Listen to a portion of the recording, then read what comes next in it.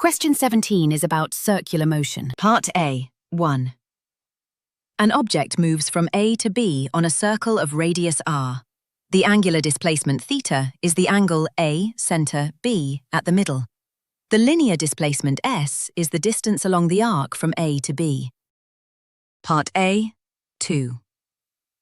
Angular velocity omega is the angular displacement θ divided by time t. Now the linear velocity v is the arc length over time. The arc length is r times θ, so v equals r θ over t. But θ over t is omega, so v equals r omega. Part B. A pendulum bob of mass 20 grams, that is 0.02 kilograms, moves on a radius of 1 meter at 0.5 meters per second. Centripetal acceleration A is v squared over r, which is 0.5 squared over 1, giving 0.25 meters per second squared. The centripetal force is mass times that acceleration.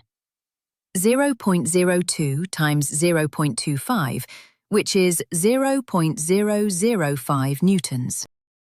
Part C.